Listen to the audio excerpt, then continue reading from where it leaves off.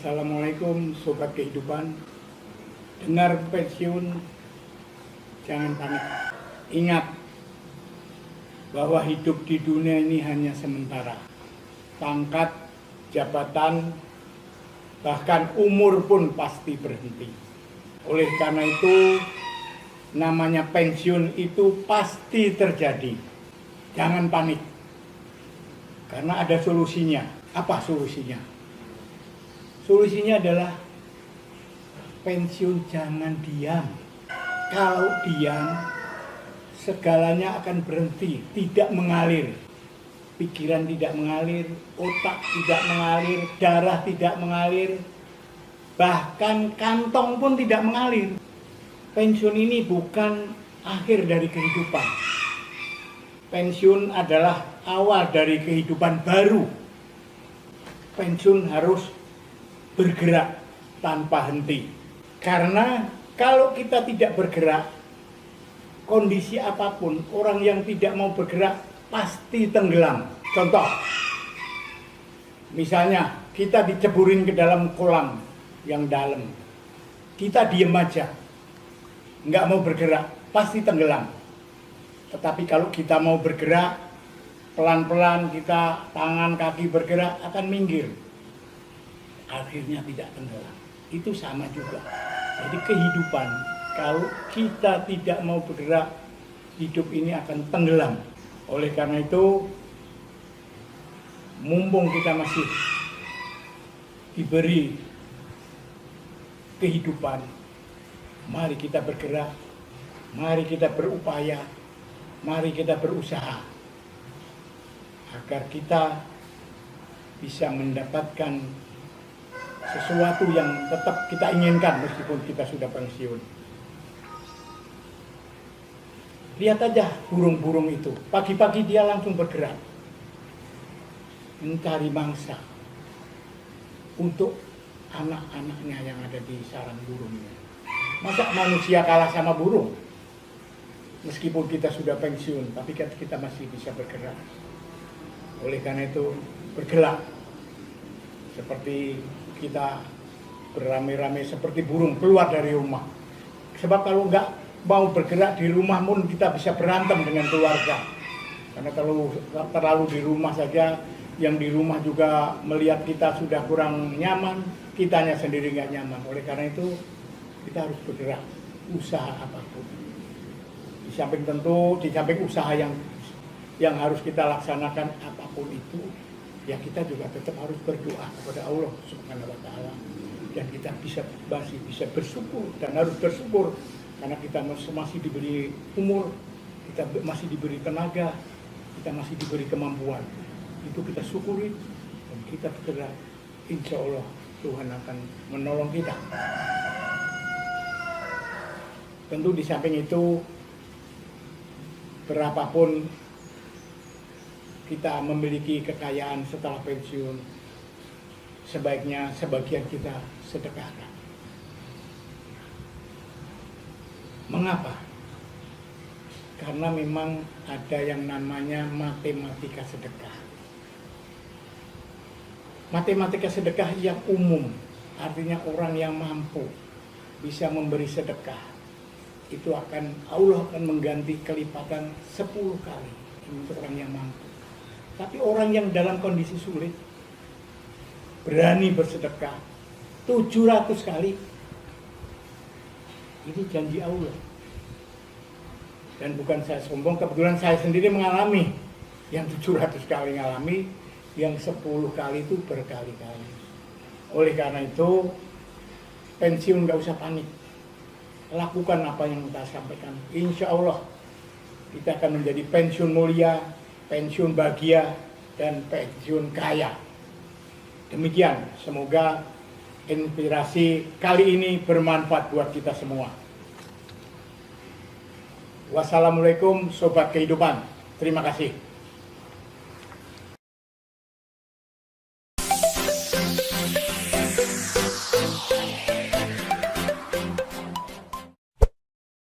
Assalamualaikum warahmatullahi wabarakatuh. Para sahabat Rato TV yang saya muliakan, Apa kabar?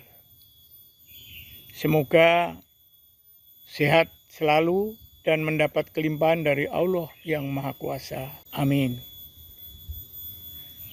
Hari ini saya akan menyampaikan apa yang harus dilakukan agar bisa sukses dalam bidang usaha. Untuk menjadi pengusaha sukses, kita harus melakukan bisnis dengan menggunakan cara-cara sebagai berikut. Yang pertama, hilangkan mindset jangan mementingkan keuntungan sendiri atau keuntungan diri sendiri dalam berbisnis. Itu mindset itu harus dihilangkan. Jangan mencari keuntungan hanya untuk diri sendiri, tetapi kita harus mengingat lingkungan kita, orang-orang lain juga harus menikmati bisnis apa yang kita lakukan. Yang kedua, tentu kita punya bisnis harus kita tingkatkan value-nya. Value bisnis kita tuh apa? Apakah produk kita harus paling bagus? Apakah pelayanannya bagus? Apakah modelnya bagus? Harus tampil beda. Sebab kalau biasa-biasa saja banyak yang lain juga banyak pesaingnya.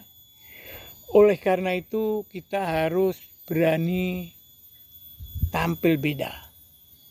Oleh karena itu yang ketiga, tingkatkan kreativitasmu dan inovasi sesuai dengan perkembangan zaman. Mengapa harus kreatif dan inovatif? Karena kalau tidak kreatif dan inovatif mengikuti zaman, dia akan kelibas oleh zaman.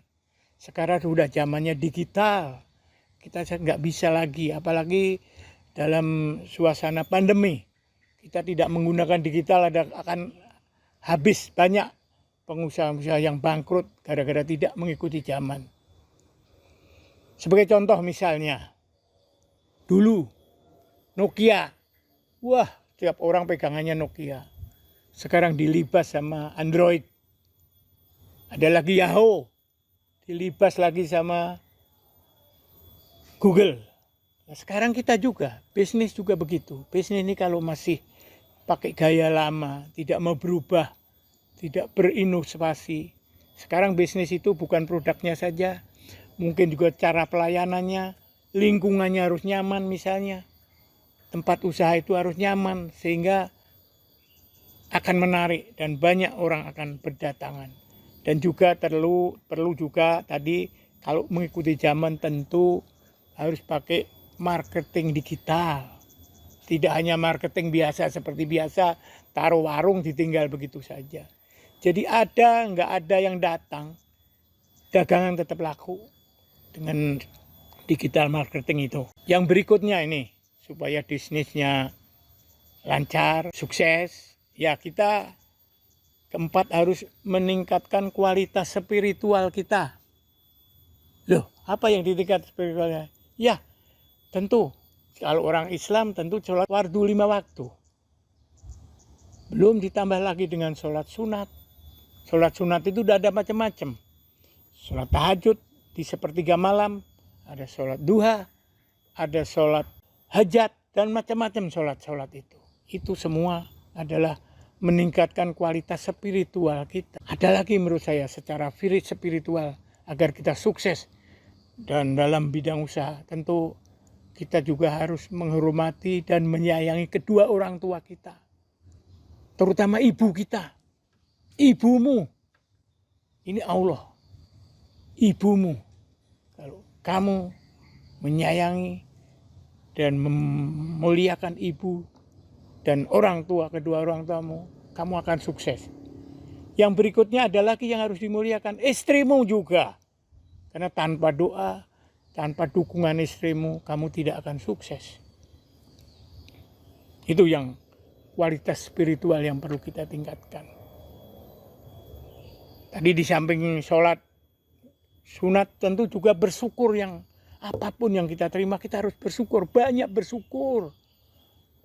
Jangan kalau yang enak saja bersyukur, apapun kita terima, itu kehendak Allah, kita terima, syukurin dan sabar ikhlas menerima. Baik para sahabat sekalian, itulah apa yang disebut Yang tadi saya uraikan itu semuanya itu adalah yang namanya sosiopreneur. Sosiopreneur itu kalau kita mengadakan usaha apapun, dimanapun, kita harus bermanfaat buat sekeliling kita, buat orang lain. Jangan hanya menguntungkan dirinya sendiri. Minimal membuat lapangan kerja. Dan mengurangi pengangguran kalau kita membuat bisnis-bisnis yang itulah namanya sosiopreneur. Bukan hanya mencari keuntungan untuk dirinya sendiri, tapi bisnis untuk bisa bermanfaat buat sekelilingnya, buat para karyawan, buat masyarakat sekitar, memudahkan dia untuk belanja. Dan juga bahkan mungkin keliling kita ikut rame, sehingga orang ikut dagang apapun ikut menikmati juga. Itulah kira-kira kalau yang disebut sosiopreneur. Jadi sosiopreneur itu kita harus bisnis, harus kolaborasi dengan masyarakat, kolaborasi dengan alam. Kita harus bermanfaat buat orang lain dan juga alam jangan dirusak. Alam ini harus dirawat, diperbaiki. Jadi juga kita melestarikan alam. Jangan hanya mencari untung, semuanya harus bermanfaat. Saya kira demikian, mudah-mudahan apa yang saya sampaikan ini bermanfaat buat kita semua. Dan semoga kita sukses dalam bisnis atau usaha yang kita lakukan. Ya, demikian inspirasi yang saya sampaikan. Semoga bermanfaat untuk kita semua. Para sahabat Rato TV, silahkan share video ini sebanyak-banyaknya agar yang lain juga bisa mendapatkan manfaat dari video ini. Terima kasih. Wassalamualaikum warahmatullahi wabarakatuh.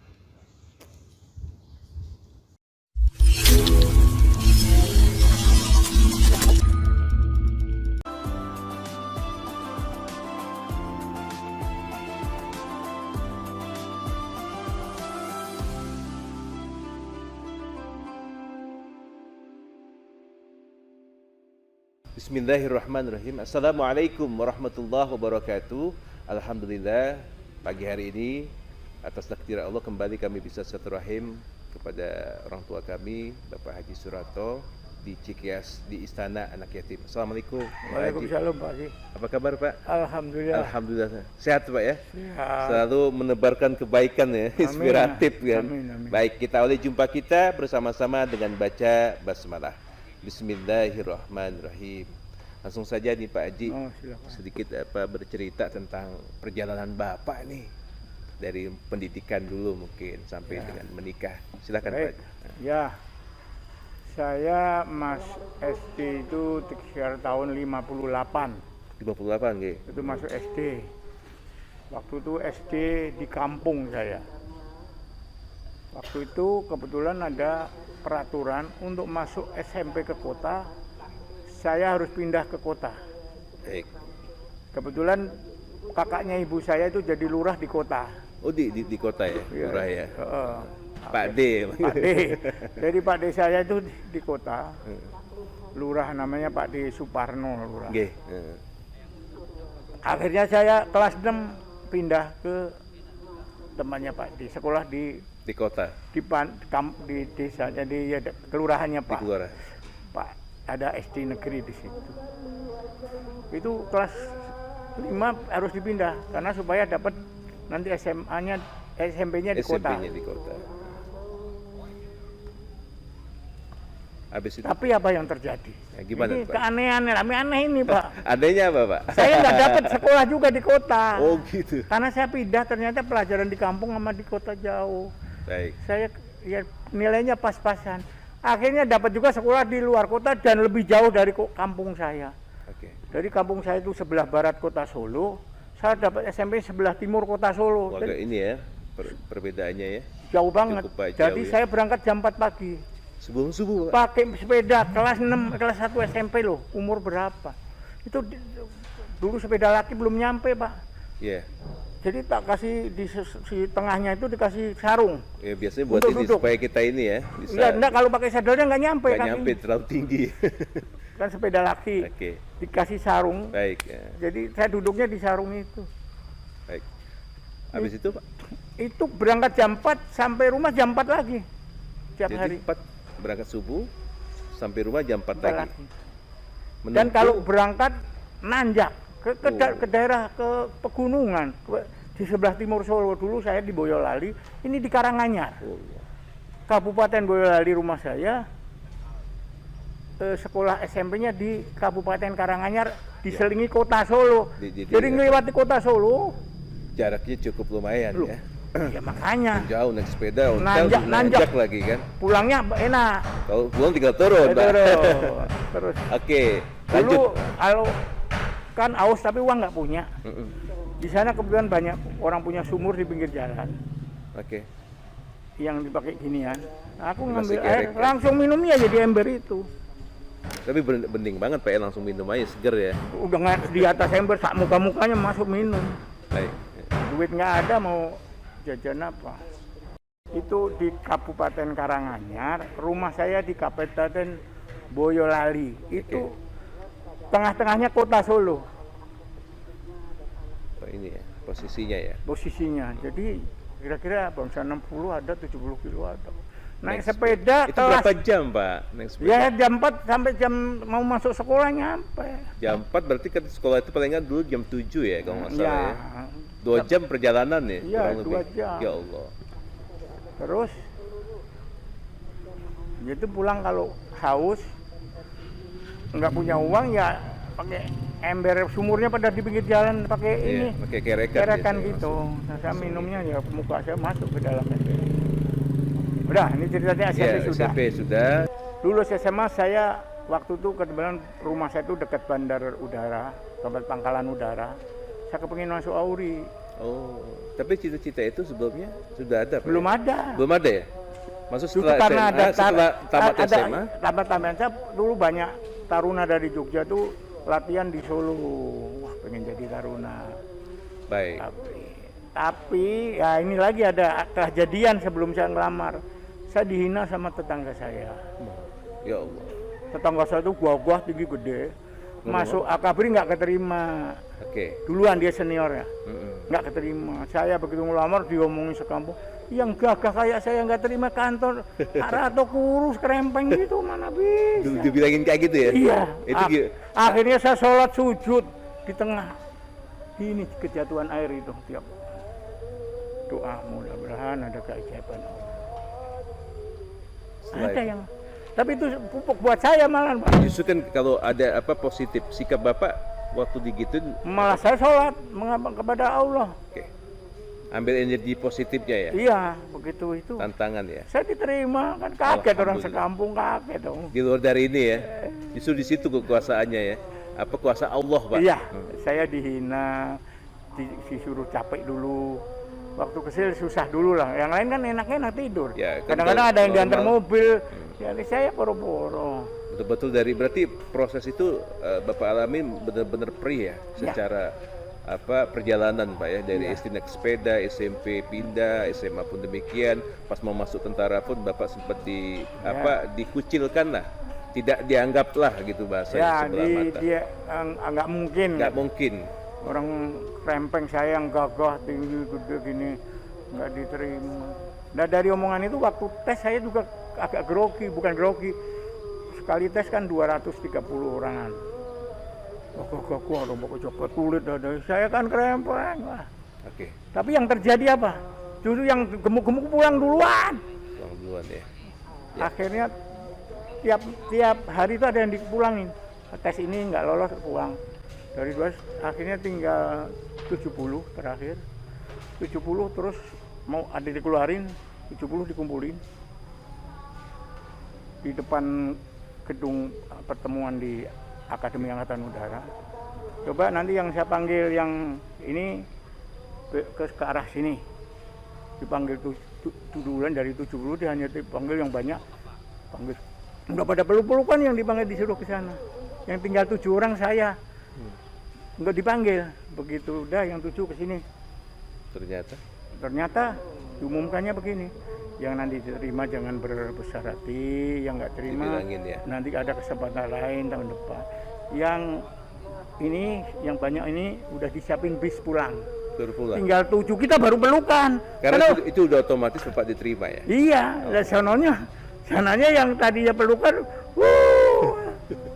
Itu ya kisahnya ya. Ini kisah sampai akabri. Nah, setelah itu perjalanan setelah itu Pak, berapa tahun Bapak mengabdi di dunia? Di akabri kemiliteran? lulus, saya dinas pertama masih sekolah lagi di Jakarta. Oke. 6 bulan. 6 bulan. Langsung ditugaskan di Bandung sampai tahun 85. 85 ya. Baru sampai pindah tahun ke Jakarta sampai pensiun di Jakarta. Nah, itu. perjalanan ya. Jadi waktu saya kawinnya ya di Bandung. Nah, ini nikah tahun berapa Pak? Nikah tahun 73. 73. Itu masih Saya ke awal Bandung tahun 70. Ya, Sekolah kan 69 saya lulus, sekolah lagi tambah di Jakarta 6 bulan. Jadi tahun 70 itu baru dinas. baru di masih awal-awal ya. Iya, dari 3 tahun kemudian saya nikah. Langsung Pak ya, Masya Allah ya. Memang dulu jatahnya minimal 2 tahun. Oh, 2 tahun. Boleh, kalau baru lulus nggak boleh. Terus habis itu tugas kemana lagi Pak? Tugasnya hanya saya Jakarta, itu keajaibannya tadi. Dengan gaji yang seadanya, saya sendiri nggak cukup, punya istri. Jadi Bapak untuk Sodarko itu sendiri sudah terkondisikan di awal-awal Bapak besar, ya? Sejak saya nikah itu saya sangat percaya kalau bersedekah itu tidak miskin, itu tidak bakal miskin. Tambah kaya ya. Tapi awalnya mungkin kan untuk meyakinkan itu kan nggak gampang Pak. Ya meyakinkan istri. Tadi kan disuruh potong ya? 5 ya. Gaji saya kasih 13.500 malah. Waktu itu ya, 13.500. Kan gaji saya awalnya bujangan 8,5. Punya istri nambah 5.000. Oke. Disuruh potong, kita jadi mau berdua makan cuman 8,5. Potong untuk apa? Mertua separuh 2,5. Ke ibu saya keluarga ibu gitu ya. Iya. Masya Allah. Nah itu yang Bapak rasakan Pak. Kan secara hitung-hitungan matematika kan berarti kan berkurang secara. Iya, makan masih kurang. Waktu itu sang karena istri nggak mau pegang, ada pembantu saya, pembantu mas banyak kan. Saya punyanya ini nggak cukup sebulan. Oke. Kasihkan semua ke pembantu. Masya Ya Allah. makannya cuman dulu telur tuh diorak-arik itu sama engkol, dipotong-potong diorak-arik itu sama apa. Masya Allah ya. Oke, pokoknya makannya. Perjalanan Bapak. Ya tapi keajaibannya ya setelah 2 minggu saya punya Vespa.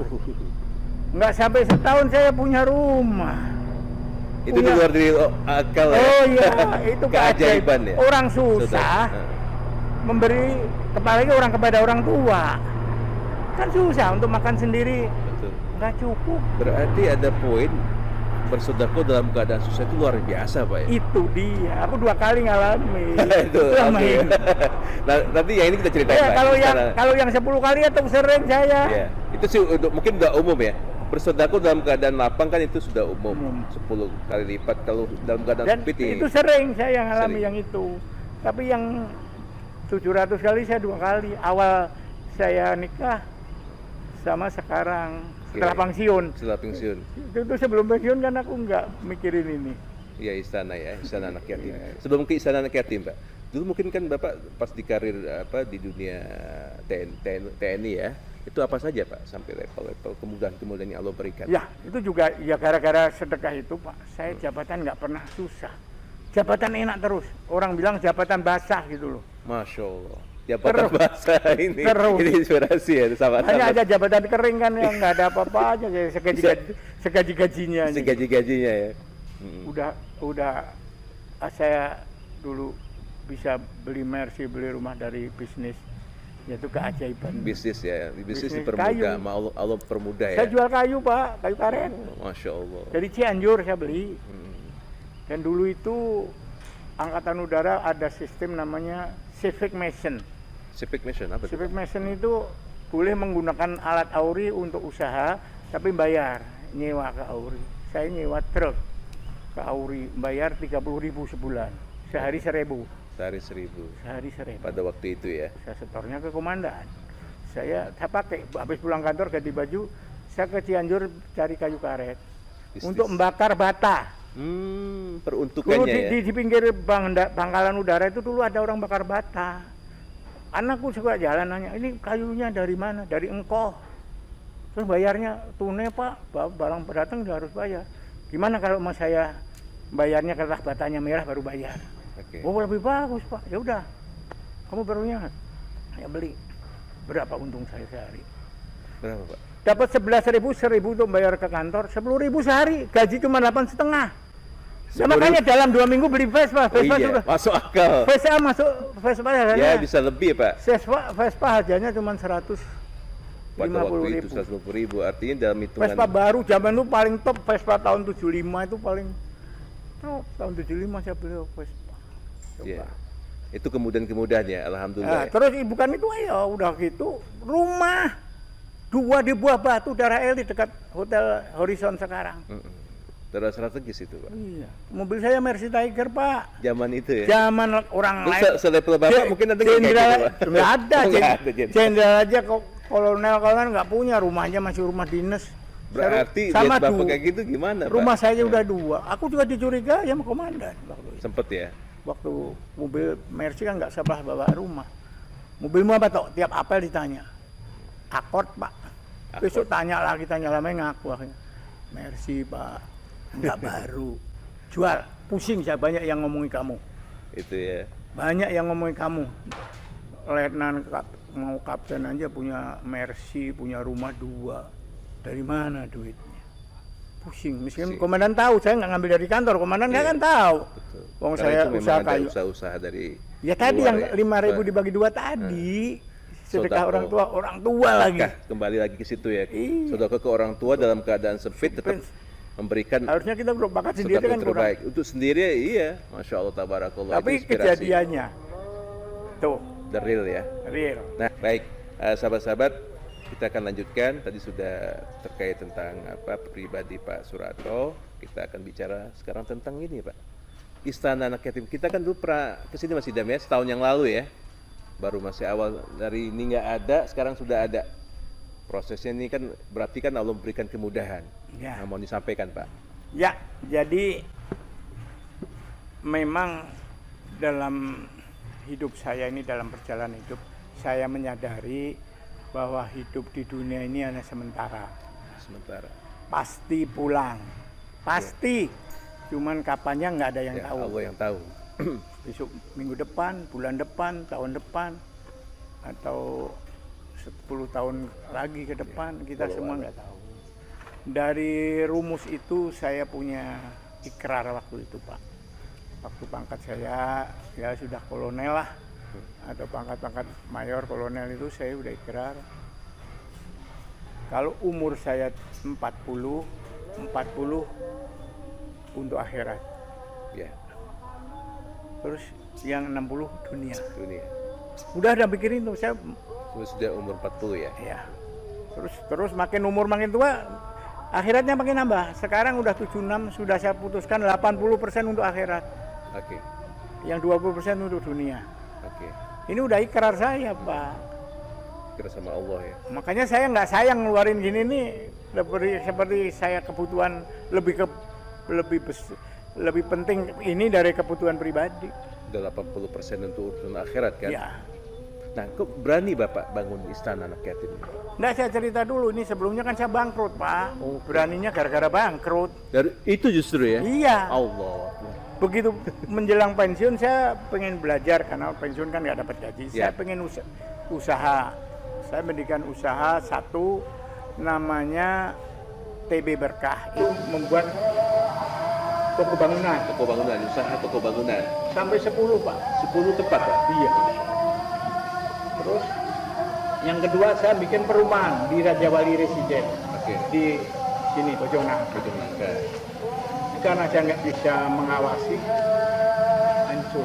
Dua-duanya hancur. Dua-duanya Hancur. Bangkrut, bahkan meninggalkan utang 25 miliar. 25 miliar. Besar itu Pak. Itu. Nah, itu mesti kayak gitu gimana Pak? Nah, dalam kondisi itu saya dengerin ceramah dari seorang ustadz bahwa kalau orang dalam kondisi sulit, berani bersedekah, berani beramal jariyah, atau amal apapun, kebaikan, Apapun bentuk yang membantu kebaikan. orang lain dan lain, itu akan diganti 700 kali. Ya. Nah, karena saya punya falsafah akhirat, yang bangun inilah yang 80% tadi dengan keyakinan akan mendapat penggantian, tapi tidak mengharapkan Ya, saya tapi bahwa keyakinan karena Allah. Karena Allah. 700 kali karena Allah. Dan Allah akan lipat gandakan lebih dari itu pun bisa. Itu dalam posisi Bapak ada, mohon maaf tadi Pak ya, 25 miliar Punya itu, utang punya 25, saya berani membangun. bangun di sana anak yatim. Itu. Jadi awalnya begini, kita mulai Juli 2019, Ya. peletakan batu pertama masjid dulu. Ya, awal-awal masjid kan. 1 tahun selesai itu masjid, termasuk gapura, Ada Ka'bah, segala macam Ka'bah, ya. itu 1 tahun selesai. Jadi Juli 2020 saya resmikan masjidnya. Oke. Ini belum. Belum ada waktu kami setahun yang lalu aja ini belum ada Pak. Belum. Asrama ataupun Belum. kantor kan. Justru setelah itu beres 100%, baru mulai istananya, namanya Istana Anak Yatim, ya asrama. Asrama ya, YouTube-nya di Istana dulu. Anak Yatim saya mulai Juli 2020 Ya. sampai sekarang, ya kondisinya sampai bulan apa ini September ini seperti ini. Tapi ini saya targetkan akhir tahun harus selesai. Targetnya. Sebelahnya asrama kedua ini sedang dicor. Nanti juga harus sudah jadi paling enggak dasar apa mentah lah. Tapi sudah bangunan. Jadi yang ini harus jadi karena awal tahun 2002 saya harus sudah menerima anak yatim. Oke, di awal tahun ya. Untuk Targetnya ini harus selesai ya, Iya. di akhir tahun ya. ya, awal tahun juga masih pendaftaran, nggak langsung masuk. 2022. Pendaftaran, Persiapan tes, lah Pak. tes dan lain-lain. Tuh. Nah, setelah saya membangun ini, keajaiban ini yang timbul, Pak. Nah justru itu karena Bapak berani waktu dalam keadaan Bapak susah. Sah. Jujur-jujur kan 25 miliar itu kan bukan hal yang kecil Pak. Iya. Jadi Kok berani gitu loh maksudnya kan? ke Bank Bukopin saya utang, ke Yo. BRI itu 15 miliar, ke teman 10 miliar, Pak. Memang yang teman nggak pakai bunga. Tapi kan utang ya utang. Tetap ya utang. Ya, sekarang yang BRI sudah lunas ya 15 M. Yang teman itu udah saya bayar 6,5. Jadi tinggal 4,5. Pas setengah ya. Dalam jangka waktu ya hitungannya Ya, kan tidak ya. lama Pak. Iya. Setelah bangun ini, bangunan jadi, Allah berikan keajaiban, hutang mengecil dan sudah Yang tinggal pakai bunga habis dulu. habis duluan. Masya Yang Allah, tabarakallah. karena yang teman ini orangnya baik sekali. Saya nggak usah sebut namanya. Ya. Kalau saya bayar malah bilang aku belum butuh duit, Mas. Coba. Hari gini ya. Ya Allah. Iya, dia saya bayar malah kaget. Mas, saya itu nggak butuh duit. Tapi Pak mumpung ada Pak, daripada aku punya utang nggak enak. Aku bilang. Iya, beban moral ya. Nah, selain itu apa Pak? Masih ada keajaibannya. Keajaiban lain Pak. Dalam temponya itu belum ada, nggak ada setahun ya. Setelah mulai membangun ini, saya mendapat aset baru 15 hektar di Jalan Puncak 2. Ya, pinggir jalan. Enggak semua ada depan jalan ya, Puncak 2 kan belum jadi tapi udah di Jadi. dekat patoknya itu. Kan dipakai sama camat saya. Sedikit sih. 15 miliar. 15 hektar ya. Hektar. Oh, nilai kan besar. Ya kalau 100.000 aja sama hektar ya udah 15 miliar. Iya, betul. Itu Ya. bayar utang dan tapi hak sisa. Masya Allah, tabarok. Itu ya, itu keajaiban. Itu keajaibannya membangun istana. Makanya ini paling kalau ada Pak Heri ngajukan Pak Niko, aku nggak tunda-tunda, langsung kan nggak boleh menunda. Kalau untuk urusan istana anak yatim. Mendina sendiri nggak makan dulu nggak mau. Tapi ini mah harus untuk makan tukang, makan Prioritas. prioritas. Masya Allah, tabarok. Tapi ini dalam waktu dekat saya nggak cerita dulu takut gak jadi. Akan ada kejutan lagi. Masya Allah. Banyak, Pak. Di situ ya. Miracle of Sodako bahasa kerennya Ya, Pak. itu ada, Keajaiban. udah ada yang mengukui saya, ada lagi rezeki yang. Tapi aku nggak mau cerita kalau belum kejadian. Siap. Ya, doakan mudah-mudahan apa yang akan ke depan ini lebih lancar. Jadi kira-kira itu Pak. Jadi apalagi saya udah ikrar 80% akhirat. Karena kata hidup tetap harus ada lah, masih hidup. Nanti ke depan nanti saya diem aja uang datang sendiri. Ada maksud di situ ya. Bukan hasilnya istilah orang pinter itu apa, duduk manis saja uang datang sendiri, tidur aja uang datang sendiri. Karena ini hanya pasif income namanya. Pasif income. Kita dalam keadaan tertidur di rumah Masuk ke rekening. masuk ke rekening ya. Masya Allah, tabarakallah. Ini pasif income itu saya alhamdulillah makin kesana makin besar. Alhamdulillah ya. Contoh yang kecil, SSB. Oke. Soto, Ini sebulan saya dapat berapa? 40 juta. 1 juta. Gaji siapa? Menteri aja nggak segitu. Ya. Itu satu tempat ya. Di Bali saya juga ada. Tapi nggak usah cerita lagi Ya. lah. Artinya Dan keberkahan. ini yang mau bikin lagi saya kasih pasif income lagi. Tapi saya nggak cerita yang belum jadi. Ya. Yang ini kan ya udah jadi. Semoga dimudahkan. Artinya kan Istana Anak Yatim sudah jelas akhir tahun, targetnya kemudian di awal tahun 2002 sudah proses untuk Pendaftaran. misalnya seperti itu. Nah, terus saya juga lagi bangun tempat usaha di Jonggol, Pak. Ada juga. hampir selesai. Ya karena bisa bangun itu Masya Allah. di pinggir jalan raya, Pak, di Jonggol. Buat usaha itu Pak? Iya. Buat usaha ya? Iya, depan nanti soto, belakangnya kafe, Pak. Masya Allah. Berkah ini ya? Iya, setelah. Jadi yang kita Tapi- pikir akhirat dulu, dunia ngikut. Iya, nggak usah cari, jangan ngejar uang, ngejar Akhirat. bagaimana membuat kebaikan kepada masyarakat. kebaikan ya. Kepada Apa aja bentuknya, Pak, ya? Apa aja bentuknya. Kalau yang punya ilmu, sedekah ilmu. Yang nggak punya ilmu, nggak punya duit, tenaga. Tapi banyak yang nggak mau, Pak, tenaga aja sayang. Tenaga yang sayang ya. Kalau nggak ngeluarin materi. Misalnya di depan rumahnya, di jalannya ada batu, nyingkirkan aja nggak mau. Kalau itu sedekah ya, bagian dari itu kebaikan. Iya, memudahkan orang memudahkan lain. orang lain kan. Kita akan dimudahkan. Kita kalau memudahkan atau membahagiakan orang, kita juga akan bahagia. Sederhana, Pak, sedekah itu tidak harus punya uang, tenaga, pikiran. Seperti Bapak Ustadz ngasih pelajaran, ngasih Mengedukasi. itu Sharing ilmu ya. itu sedekah. Sedekah ya. Ilmu, sedekah tenaga, sedekah pikiran.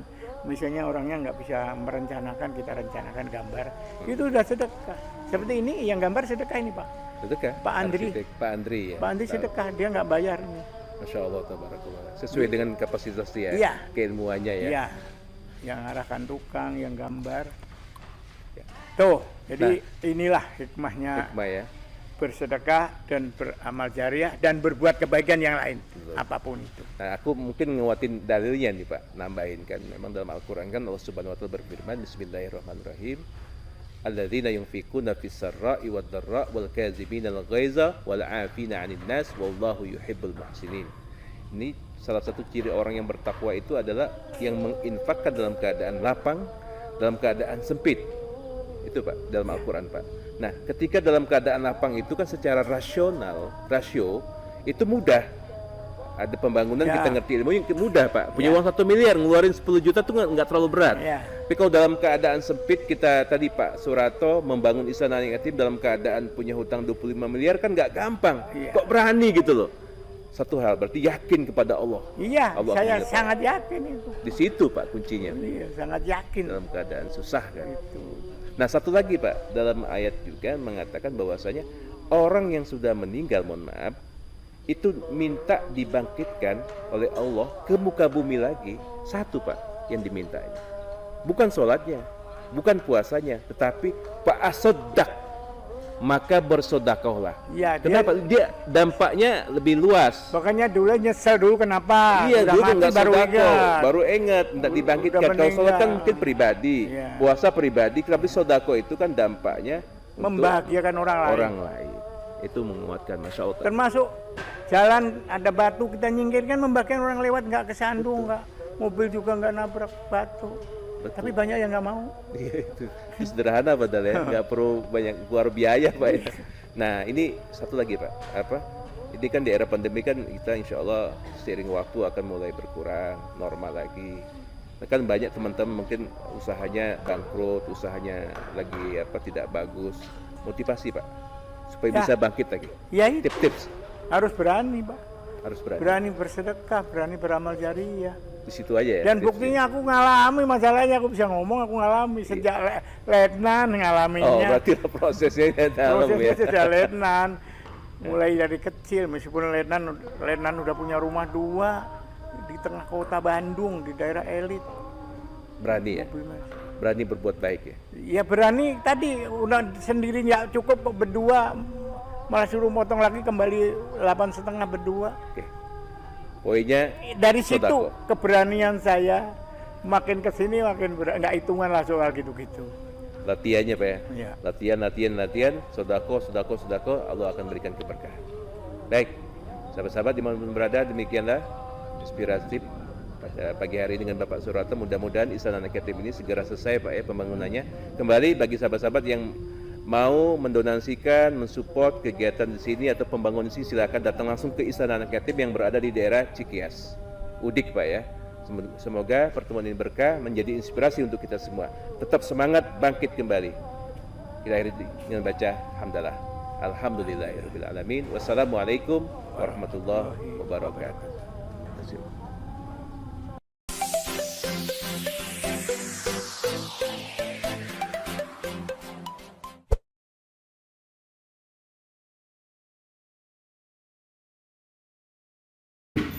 Assalamualaikum warahmatullahi wabarakatuh.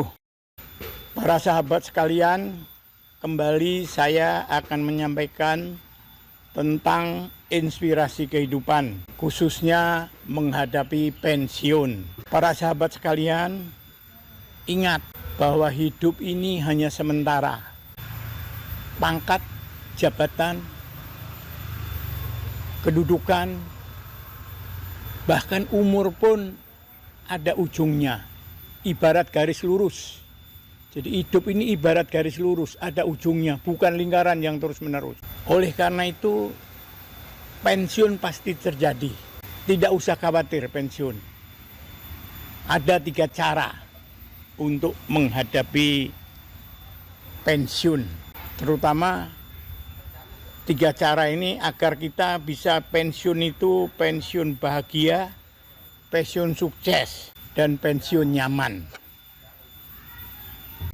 Yang pertama adalah kualitas spiritual. Tentu saja kualitas spiritual ini terutama harus kita tegakkan sholat fardu 5 waktu. Ini menurut saya kurang cukup.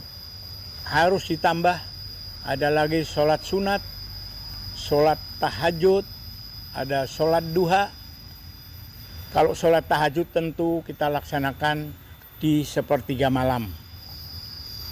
Jadi di sepertiga malam itu kebanyakan orang pada tidur nyenyak. Kita bangun. Pasti akan berbeda dengan orang yang tidur nyenyak sama yang bangun tengah malam, sepertiga malam. Itu yang perlu kita tingkatkan. Di samping itu tentu ada juga sholat duha.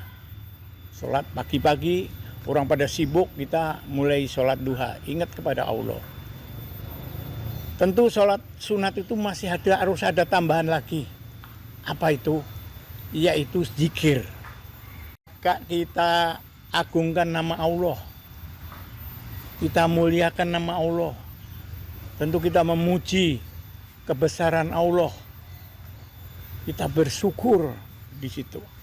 Di samping itu masih ada lagi kualitas spiritual yang bagus juga, yaitu yang berikutnya adalah kita harus menghormati dan menyayangi orang tua kita, terutama ibu kita. Insya Allah dengan kita menghormati, menyayangi kedua orang tua, khususnya ibu kita, kita akan dimudahkan hidup. Hidup kita akan bahagia, hidup kita akan nyaman, hidup kita akan sukses. Itu kualitas spiritual. Berikutnya yang kedua adalah kualitas sosial. Kalau kualitas sosial itu tentu bagaimana kita bisa berbuat baik untuk orang lain. Terutama kita harus banyak bersedekah, banyak beramal jariah, terutama kepada fakir miskin, anak-anak yatim, orang-orang duafa, orang-orang yang disabilitas, dan orang-orang yang kira-kira sulit dalam kehidupannya. Itu kualitas sosial yang perlu kita tingkatkan. Oleh karena itu, mumpung kita masih punya waktu, mari kita tingkatkan kualitas sosial kita. kita membantu, kita berbuat baik untuk orang lain. Berapapun kita punya, kita sisihkan untuk beramal jariah dan beramal sedekah. Insya Allah hidup kita akan tenang, bahagia, sukses. Sekarang yang terakhir, tentu kita juga harus meningkatkan kualitas bersyukur kita. Kadang-kadang kita itu diberi Allah banyak nikmat, tapi kita lupa bersyukur. Kita harus dan wajib bersyukur. Kalau kita mau banyak bersyukur, tentu Allah akan lebih memberi yang lebih lagi. Tetapi kalau kita kufur, kita akan mendapat siksaan yang pedih.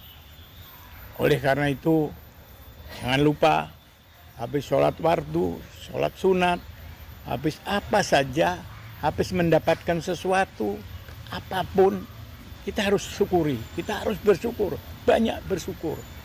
Mudah-mudahan dengan banyak bersyukur, kita akan mendapat kelimpahan, kebahagiaan, kesuksesan dari Allah Subhanahu wa Ta'ala. Saya kira demikian yang saya sampaikan. Semoga apa yang saya sampaikan, inspirasi hari ini bermanfaat buat kita semua. Wassalamualaikum warahmatullahi wabarakatuh.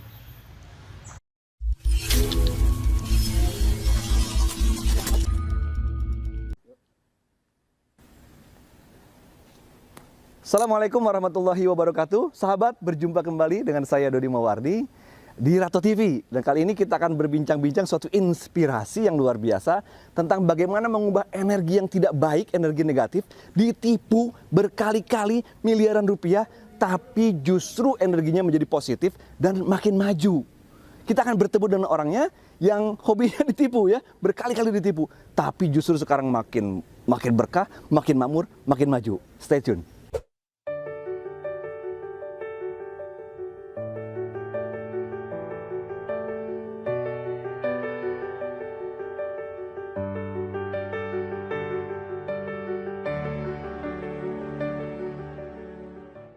Nah, sahabat, kita sudah bertemu dengan orangnya yang hobi ditipu ini. Ya, ini kayaknya tiada hari tanpa ditipu, istilahnya gitu ya. Bapak Surato. Ya. Assalamualaikum Pak Rato. Waalaikumsalam. Sehat ya Pak ya? Alhamdulillah. Sebelum bercerita soal tipu menipu Pak, itu yang menyakitkan itu. Ya. Tapi ini tempatnya luar biasa loh Pak. Ya. Ini tempat apa Pak ini Pak? Ini adalah bumi Raja Wali Cikeas. Ini ada di atas ada burung Raja Wali, sayapnya itu kira-kira 14 meter. Ini tingginya 16 meter. Ini ada maksudnya mengapa saya membuat Raja Wali. Oke, iya. Ya. Raja Wali itu, Raja Wali kan kaitan dengan burung perkasa kan? Iya, mengapa? Karena kebetulan saya itu mantan Auri. Oh, angkatan udara. Dari angkatan udara. Nah, jadi kepak sayapnya itu seperti Auri lah gitu ya Pak ya? Dan itu menunjukkan ke apa istilahnya? Burung Raja Wali kan perkasa. Ya. Itu nempel di Bapak juga? Ya. Dan dulu yang terbesar ada di Kalimantan Utara, adanya. Apa burung Raja Walinya? Ini Raja Wali Oh terbesar gitu. dulu. Sekarang ini yang paling besar di Indonesia. Oke. Bahkan di dunia kali. Oke. Nah, ini kaitan dengan filosofi burung Raja Wali yang perkasa. Bapak ini kan aktif bergerak. Usia sudah 76 tahun. Saya tahu persis Bapak sering banget ditipu, Pak. Ya. Dan saya yang nyaksin aja rasanya gimana gitu. Tapi Bapak kok asik-asik aja ketika ditipu? Gini, kalau falsafah saya tentang ditipu, itu saya anggap sebagai pupuk. Jadi ditipu itu malah pupuk buat saya. Pupuk maksudnya gimana Pak pupuk? Maksudnya jadi tambah subur. Oke. Bukan ditipu makin melarat, ditipu makin kaya. Dan juga itu dibutuhkan keikhlasan. Oke, pupuk. Mohon maaf, kan pupuk itu membuat kita tambah subur. Ya. Itu rasanya digimana kan Pak supaya menjadi pupuk gitu Ya, ketika ditipu? itu harus ikhlas dan sabar. Oke, ikhlas dan sabar. Di ucapan mudah, Pak. Ya. Begitu dilaksanakan, wah itu sesuatu yang luar biasa, Pak. Tapi setiap saya berdoa, tutur saya nomor satu ikhlaskan. Oke. Lupakan kejadian yang sudah-sudah. Dan supaya yang saya tidak mendoakan jelek pada yang nipu, enggak. Pokoknya saya ikhlas, ridho. Memang ini kehendak Allah seperti itu. Oke. Nah, setahu saya kan Bapak ditipunya sering. Ya. Ditipu tanah, pernah? Oh, sering. Sering. Saya membebaskan tanah ini ada di satu daerah 60 hektar.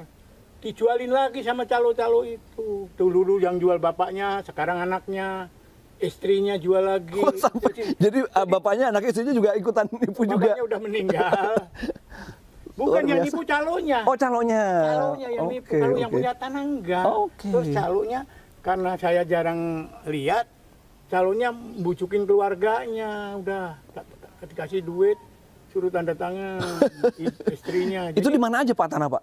Oh, banyak. Saya Banyak. ada kalau di Kalimantan nggak ada yang nipu ya, cuman ada sedikit-sedikit yang agak rese urusannya gitu. Ya. Tetapi yang banyak ditipu itu saya ada di daerah Jonggol. Jonggol, oke. Sekarang udah pecah jadi Kecamatan Jonggol sama Kecamatan Sukamakmur. Kabupaten Bogor ya? Kebanyakan di Sukamakmur. Makmur, oke. Itu saya pernah bebaskan sekitar 60 hektar. Tapi sekarang paling ada 20 juga. Sisanya yang 40, 30-an tuh Iya. lang Ya itu tertipu. tadi dijual lagi sehingga tumpang tindih.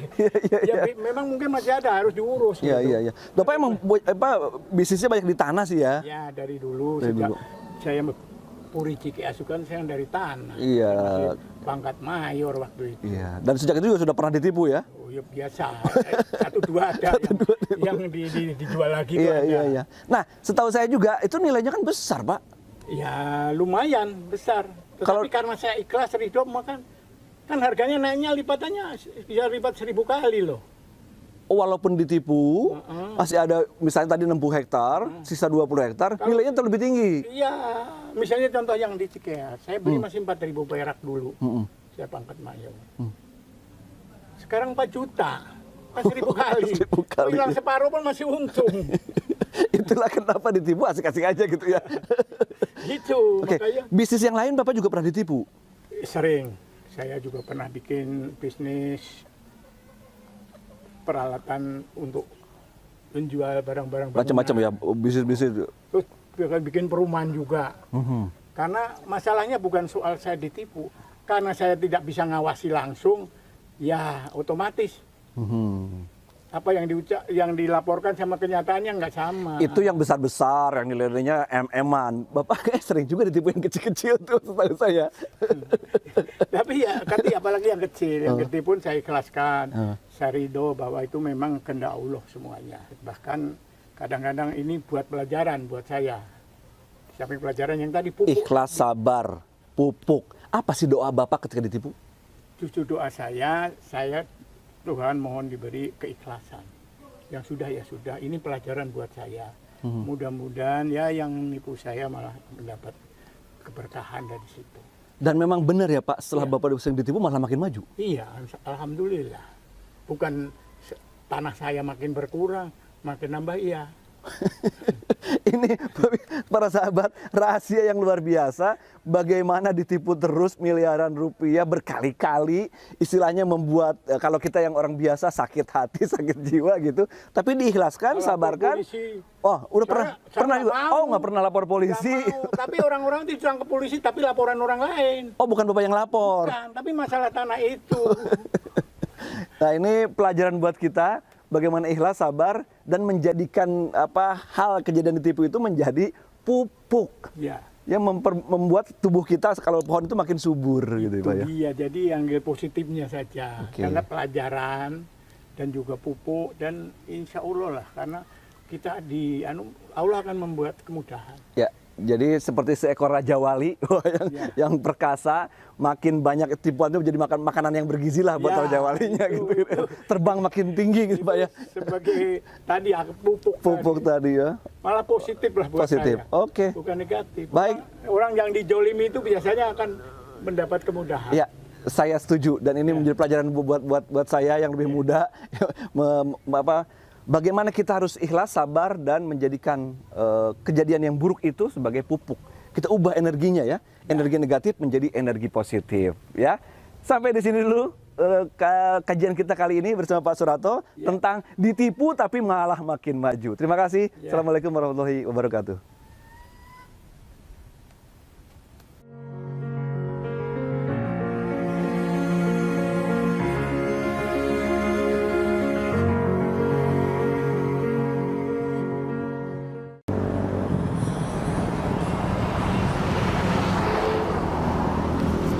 Assalamualaikum, semangat pagi, sahabat Rato TV. YouTuber tertua, pembagi inspirasi kehidupan. Saya Dodi Mawardi, saat ini berada di Soto Sedap Boyolali, salah satu tempat yang luar biasa karena pemiliknya konon katanya memiliki rumus bisnis tanpa modal.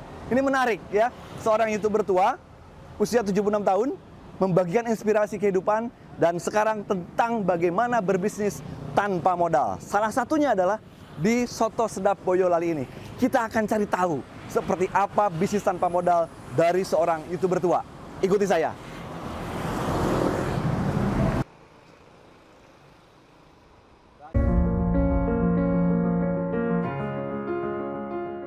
Sahabat Rato TV, YouTuber tertua, inspirator kehidupan sudah bersama saya di sini. Assalamualaikum Pak Rato. Waalaikumsalam Pak Dodi. Semangat pagi Pak. Semangat pagi. Wah itu semangatnya selalu pagi. Nah, hari ini kita akan berbagi inspirasi tentang bisnis Pak. Ya. Ya ini tadi saya udah lihat ya, ini SSB ini wah luar biasa ini. Soto Sedap Boyolali ya. Ini konon kabarnya tanpa modal. Gimana Pak ceritanya Pak? Iya, ini kebetulan saya bisnisnya tanpa modal. Ya memang tempatnya punya saya. Jadi yang saya kerjasama orang pengusaha yang sudah berhasil di mana-mana. Ini outletnya udah 50 lebih. Ada di Sumatera, ada di Kalimantan, di mana-mana. Di Jawa Barat banyak sekali, ada di Bandung, di Bogor, di mana-mana. Sehingga saya putuskan kerjasama sama yang sudah berpengalaman. Itu cara Jadi, bisnis awal. Sewa tempat Bapak di sini. Dia sewa tempat, bayar, ditambah pembagian keuntungan masih dapat. Oh jadi kayak Bapak seperti punya saham gitu. Iya, double jadinya. jadi itu yang tanpa modal itu yang seperti punya saham tanpa harus tanam modal gitu kan. Iya, nggak keluar modal, tapi gini Pak, ini justru keajaibannya itu masa pandemi pun masih menghasilkan uang, yang lain kan pada tutup. Ya. Masih mending cuman berkurang, tapi sewa tempat tetap ke saya bayar, sewa tempat nggak berkurang. Iya. Tapi anunya apa penghasilannya memang berkurang, tapi yang nggak banyak. Alhamdulillah sebulan masih 40 juta saya masih. Gaji siapa itu? Tadi saya tidur aja.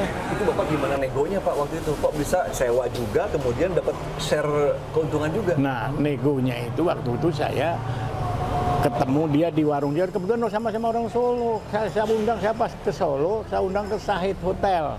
Orangnya ini, keluarga datang foto-foto bersama. Akhirnya lihat tempat saya ini bagus katanya. Tempatnya rame, di sekelilingannya banyak perumahan, terus ini parkirnya luas. Itu loh yang membuat dia tertarik. Ya udah sekarang nanti Bapak ada pembagian keuntungan, ada juga sewa. Memang ada sedikit bayar sedikit waktu untuk menyiapkan kursi apa itu kan nggak seberapa. Ya. Tapi intinya bisa mendapatkan yang lebih daripada biasanya kan gitu ya. Nggak terlalu modal besar. Iya, oke. Tapi gini Pak, saya kan tahu lah perjalanan Bapak berbisnis ya banyak sekali yang tanpa modal. Nanti kita akan kupas Pak beberapa yang lainnya gitu tanpa modal. Tapi ini dari mana sih awal mula Bapak bisa punya ide bisnis tanpa modal ini atau modalnya tuh minim banget? Itu awalnya gimana Pak?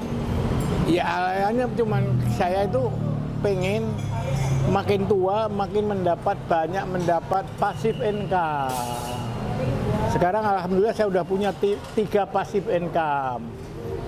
Mudah-mudahan tahun depan nambah passive income lagi, nambah terus. Memang makin tua saya harus makin mengurangi kegiatan tapi duit masuk terus. Nah itu passive income? Iya, itu. Kan udah ada 3. Oke, hasilnya buat kegiatan?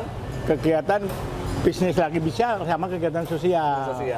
Dan sudah saya ikrarkan 1/4 hasilnya untuk Istana Anak Yatim? Iya, salah satunya istana. 1/4 hasil, baik itu aset yang terjual maupun keuntungan itu 1/4 langsung dari sini, 1/4 langsung ke sana. Tapi saya pernah baca buku Bapak lah yang suksesmu adalah ya itulah yang kesuksesan dari nilai-nilai kehidupan. Kalau nggak salah Bapak dulu waktu SD pernah jualan yang tanpa modal. Itu salah satu sumber inspirasi Bapak tuh. Itu masih kecil saya sudah mulai belajar bisnis waktu itu kelas 5 SD. Kebetulan pada waktu itu, waktu saya kecil, itu masih ada pagelaran wayang kulit Baratayuda 3 malam di lapangan bola di kampung saya. Nah itu akhirnya saya mengkoordinir teman-teman saya 10 orang, sepantar saya. 10 orang tak kasih kardus aqua, dibolongin kanan kiri, kasih tali lapis, dikalungkan, tak isi kuaci, rokok, permen, dan lain-lain. Dia tak suruh keliling. Tanpa modal loh saya, karena warungnya warung ibu saya. Barangnya ibu ngambil dari babang itu, hitungan dari ibu harga berapa, nanti laku berapa, baru hasilnya bayar ke ibu dulu, sisanya bagi 2. Saya dengan yang teman 10 orang, berarti saya dapatnya setengah kali 10. Iya betul. Ini kelipatan namanya, zaman aku juga bingung. Setelah ilmu kelipatan itu taunya udah besar, sudah tahu ada ilmu. Tapi itu nggak ada ilmu, cuman Teorinya belakangan, gue udah praktek duluan. udah. Namanya teori bisnis kelipatan. Itu kan ada barang orang istilahnya, walaupun punya ibu tuh barang orang. Ya. Ada pasar gitu Ya. wayang Baratayuda. Ya. Kemudian gimana cara jualnya? Kalau sendirian mungkin kurang, pakai orang lain. Kayak 10 orang, sehingga kelipatan kan dapat setengah kali 10 kan 5 saya. Jadi itu waktu kelas 5 SD, saya juga nggak ngerti ilmu dari mana. Mungkin naluri dari kemudian kakek saya pedagang, ibu saya pedagang. Bisa jadi dari situ Pak, Bapak Iya. saya pernah lihat juga mungkin gitu kan ya. Iya, kakek saya pedagang, kemudian ibu saya juga pedagang. Jadi saya nggak, Dari nenek moyang jadi lah ya. bukan diajari, nggak naluri aja udah. Pokoknya kita harus supaya hasilnya banyak, ya 10 orang saya rekrut. Gitu. Dan itu sangat membekas ya di Bapak ya, sampai Iya. masih ingat sampai sekarang. Iya. Pas SD loh. Sekarang Iya. Bapak udah umur 76 tahun, Iya. itu masih membekas banget itu. Betul, karena SD. memang ada hasilnya waktu itu. Kalau nggak ada hasilnya mungkin nggak bekas. Berarti untung lah itu ya. Untung, tanpa modal kan. Kemudian berkembang, SMP, SMA, kemudian ke Akabri, itu berlanjut nggak tuh Pak? Akabri pun setelah lulus masih berlanjut, Pak. Masih berlanjut? Waktu itu Bapak di kan Bandung. tentara, Iya, angkatan satu udara. waktu itu Gimana caranya wak- bisnis? Waktu itu di mes. Oke. Kan mes ada pembantu mes. Saya bikin warung di depan mes, warung rokok. Kalau saya ke kantor dia yang nungguin mas yang kalau habis beres-beres mes buka, nanti mau waktunya makan tutup, dia ngurusi dapur lagi. Iya. Hasilnya bagi 2 juga. Jadi emang berjaringan ya, Bapak itu berjaringan ya itu ya? Jaringan, jadi tidak perlu harus kita sendiri yang Yes, kerja. menggunakan tenaga orang lain. Kalau ada istilah yang menggunakan botol ya, bisnis, opportunities, tenaga Istilah. orang lain. Istilahnya saya menggunakan rumus 5P. Apa itu Pak? Pertama PPO, PPO, pakai pikiran orang. pakai pikiran orang Mungkin lain. saya kan kurang pinter. Orang lain yang pinter, saya pakai pikirannya. Orang lain, oke. Yang kedua PDO, PDO, pakai duit orang. pakai duit orang lain. Tetapi ini ada syaratnya. Harus bisa dipercaya dan tidak tukang nipu itu loh. Ya, itu syaratnya. Harus kalau pakai duit orang. Yang ketiga PTO, PTO, pakai tenaga orang. Pakai tenaga Ya tadi 10 orang orang. tadi kan saya pakai PTO. PPO lagi, apa itu? pakai pengaruh orang. Pengaruh ya. Jadi networking. Yang tadinya nggak bisaan masuk karena ada teman bisa. Jadi pakai pengaruh orang. Ya, ya, ya. Yang terakhir ini PDOK. PDOK. Pakai doa orang kecil, bersedekah, Wah, mesti harus beramal bahas jariah, khusus nih ya, berbaik, soal PDOK ini. berbuat baik kepada orang lain. Itu Baik, aja. kembali udah. ke tadi Bapak udah Iya. pas jadi tentara. Kok bisa berbisnis, gimana ceritanya? Tanpa modal, istilahnya seperti tanpa modal lagi, gimana itu? Iya kita bagi aja. Waktu dinas saya apel ya apel. Pulang kantor lepas baju. Jadi bisnisnya itu setelah pulang kantor Iya. sampai malam. Enggak, kita kan harus hubungan saya Oh, cerdas lah ya. Ya Makan pakai karena harus pakai jangan pakai kerja keras doang. Iya, iya, iya. Kerja keras, kerja cerdas, kerja ikhlas, kerja berkualitas, kerja kehidupannya kerja tuntas. berkualitas. Iya, jangan nanya kerja asal Jadi kerja. waktu itu ketika Bapak Letnan ya kalau nggak salah, Iya. itu malah jualan kayu bakar itu ya. Betul. Gimana tuh ceritanya Pak? Ya beri bakar waktu itu memang di sekitar kantor saya sekarang Pangkalan Udara di Margahayu itu ada yang Bandung ya? bakar bata. Bata itu dibakar kan supaya merah. Ada pengusaha yang bisnisnya bakar bata merah. Iya, itu di pinggiran lapangan. Saya tanya sama yang punya, Pak, kayunya dari mana ini untuk bakar? Dari Engkoh gitu. Oke. Oke, hari itu aku terus berapa per kilo? Oh, sekian Pak. Yuk, gimana cara bayarnya? Kalau Engkoh langsung tunai Pak, begitu barang datang harus bayar. Kayu datang bayar gitu ya. Tapi gimana kalau saya kayu datang nggak usah bayar dulu, tunggu bata tak korek merah, Bapak harus bayar. Kalau nggak bayar, batanya saya ambil. Harga udah ditentukan. Selesai dibakar dulu, batanya jadi, baru boleh bayar. Bayar pun kalau nggak bisa bayar, bata saya ambil, harga saya tentukan dulu. Jadi Oke, saya kalau untung, udah dapat bata juga untung Ya, saya. kalaupun nggak dibayar, batanya dapat. Dapat dan untung. Kerja cerdas ini. Terus gimana ceritanya? Ya udah. Deal tuh dengan Deal, akhirnya tiap hari saya berangkat dan waktu itu memang ada namanya civic mission di Auri. Bisa memakai alat Auri harus bayar. Saya pinjam truk Auri. Bayar Sewa gitu ya? Sewa satu hari 1.000, jadi sebulan 30.000. Gaji saya kan cuma 8.500. gaji 8.500, nyewa itu 1.000 per hari. Dari mana uangnya?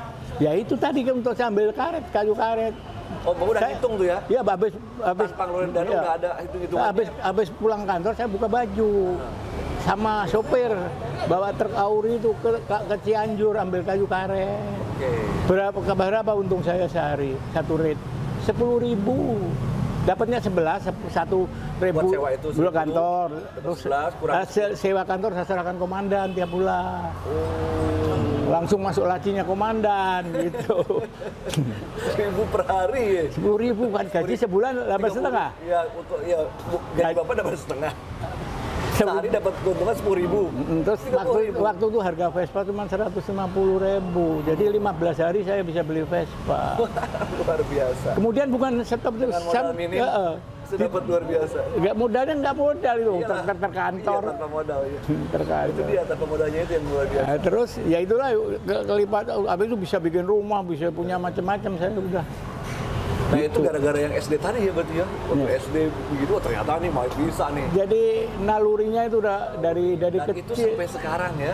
Dan nggak, kan itu ada pelajarannya kelipatan itu. Tapi Apa, Mas? saya ya udah pokoknya ilmu kelipatan Oh itu ya, ilmu kelipatan. jangan kalau bikin warung seperti ini. Iya, jangan satu. SSB ini jangan satu, ada 50 SSB kan ini Iya. namanya yang punya namanya Bu Hesti. Iya. Ini kan dapat 50 kali keuntungannya, bukan satu warung Iya, doang. kelipatan itu. Nah, namanya bisnis kelipatan ya ini model-model begini. Tanpa modal pula lagi. Iya.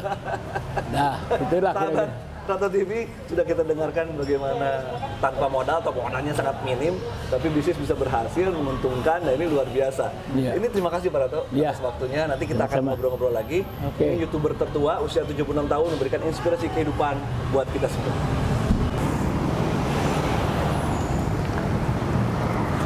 Sahabat Rata TV, bagaimana inspirasi dari seorang YouTuber tua usia 76 tahun tentang bagaimana berbisnis tanpa modal.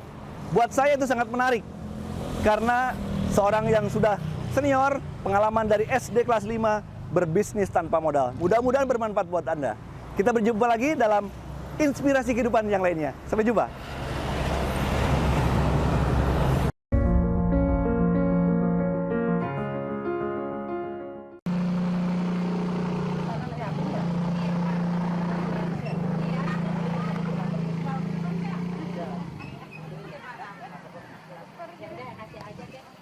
Daripada terus apran.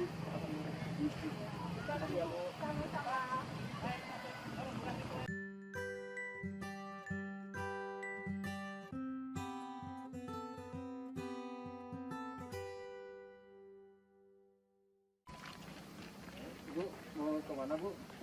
Ke Istana Anak Yatim? Iya, lagi di...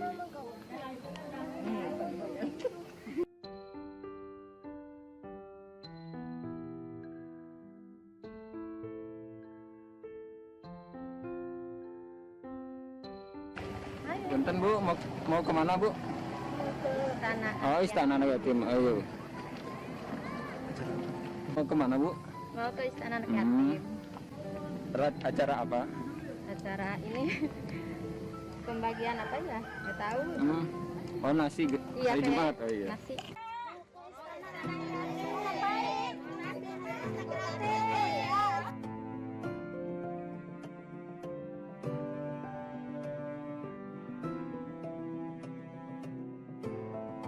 Assalamualaikum warahmatullahi wabarakatuh. Masya Allah.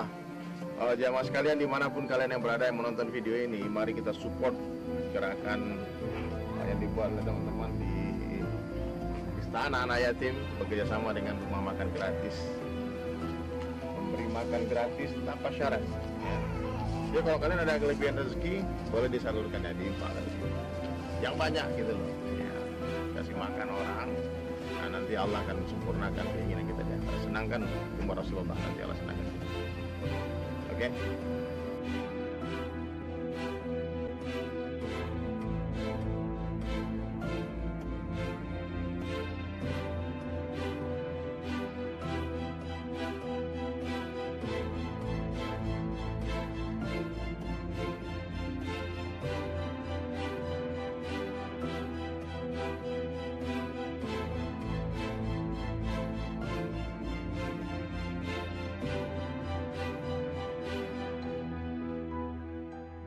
Ini makan gratis dari Istana Anak Yatim, dagang lagi sepi.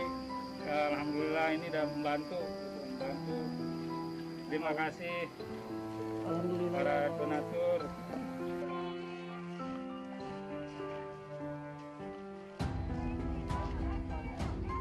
Orang kaya pasti mati, orang miskin juga mati.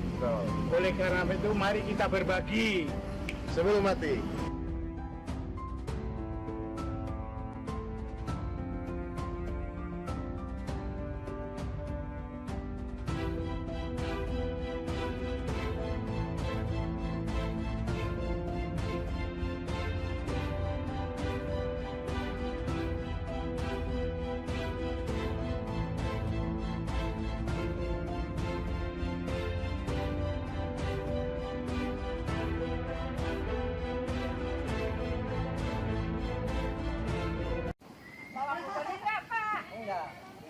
Tanya dulu kak.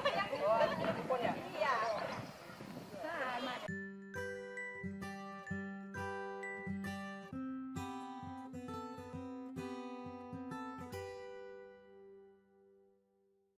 Assalamualaikum warahmatullahi wabarakatuh. Bismillah, alhamdulillah, wassalatu wassalamu ala rasulillah, ma ba'd. Ayah bunda abang kakak, pecinta Istana Anak Yatim Cikias dimanapun berada, alhamdulillah hari ini kembali kami melaksanakan program Jumat Berkah, pembagian nasi box kepada warga sekitar Istana Anak Yatim Cikias. Semoga Istana Anak Yatim Cikias nantiasa terus bisa bermanfaat, khairun nas anfa'uhum linas, sebaik-baik manusia adalah yang paling bermanfaat untuk manusia yang lain. Dan alhamdulillah hari ini, assalamualaikum ibu. Kita bertemu dengan ibu-ibu yang ada di sekitar Istana Yatim. Oh, mari ibu silakan. Ini adalah Jumat Berkah dari Istana Yatim Cikias. Ada Pak Ustaz Surya. Assalamualaikum. Iya. Terima kasih Pak Ustaz. Semoga barokah. Semoga ibu. Iya.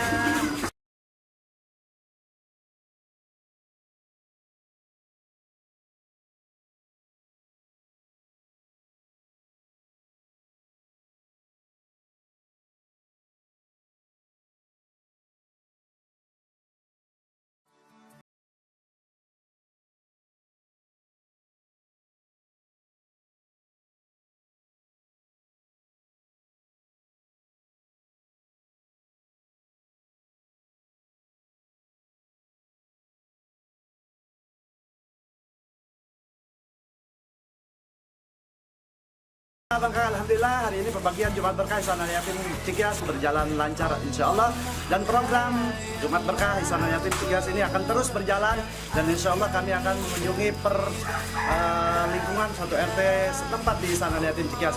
Mohon doanya Istana Yatim selalu diberikan keberkahan, kelancaran dalam pembangunan, dan insya Allah terus bisa bermanfaat atau menebar manfaat untuk banyak orang.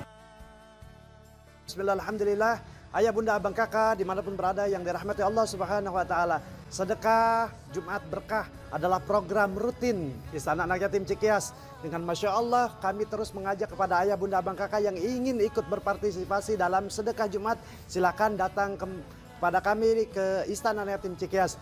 Dan Masya Allah fadilah dan manfaat faidah serta keutamaan sedekah tentunya luar biasa. Yang pertama kata baginda Rasulullah SAW, dau mardakum bisodaqah, obatilah penyakit kalian dengan sedekah. Sedekah penolak bala, penolak bencana, penolak musibah. Sedekah hartanya akan bertambah, bertumbuh, dan senantiasa terus berlimpah serta berkah. Dengan banyak sedekah, insya Allah kita dijauhkan daripada api nerakanya Allah Subhanahu wa Ta'ala. Baginda Rasulullah SAW bersabda, Jauhkan diri kalian dari siksa api neraka dengan sedekah walaupun sepotong biji kurma. Ayah, bunda, abang, kakak, semoga rezeki kita terus berlimpah dan senantiasa kita diberikan kesehatan walafiat sehingga kita senantiasa bisa istiqomah dalam bersedekah untuk menggapai atau mencari ridha Allah Subhanahu wa taala. Wassalamualaikum warahmatullahi wabarakatuh.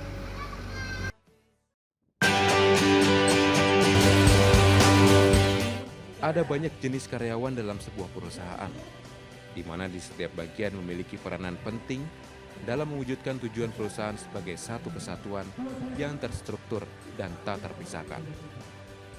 Sehingga diperlukan penyamaan persepsi untuk setiap elemen pekerja terhadap visi dan misi perusahaan dalam beberapa tahun ke depan. Untuk itu, loyalitas, tanggung jawab, dan kepekaan untuk menyelesaikan masalah yang dihadapi perlu dimiliki oleh setiap pekerja.